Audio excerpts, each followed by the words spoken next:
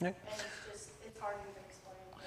So, okay, and this is why I wanted to call you, put you on the spot tonight. You just shared a pretty difficult story that would be to share, right? Pretty casually.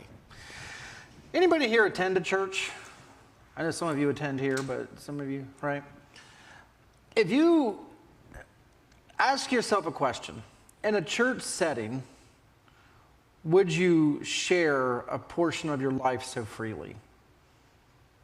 Usually no. But you should be able to. Without judgment. Because isolation is one of the biggest things. And so one of the things I want to challenge you tonight is this. Just some things that, practical nuts and bolts, things that you can take home with you, is this. Whether you struggle with drugs, chemicals, alcohol, whether it's anger, whether it's impulsive behavior, which is nearly destructive.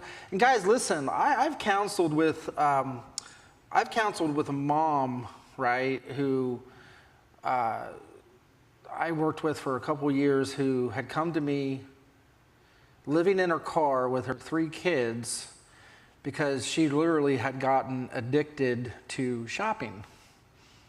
Couldn't stop. Had 4 storage lockers full of stuff.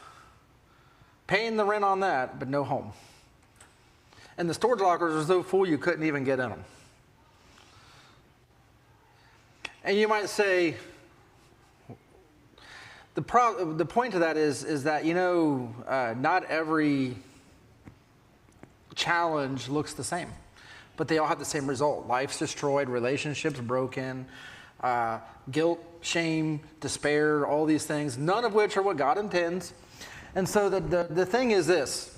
Here's your nuts and bolts. Well, first off, if you're isolated, get out of isolation. Force yourself to tell your story.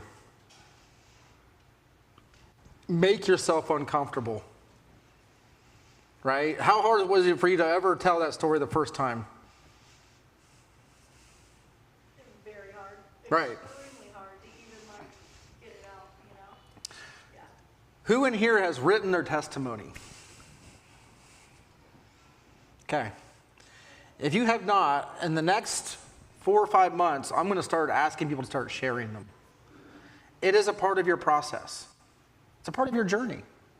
To not be embarrassed about who you are. To not hide in shame.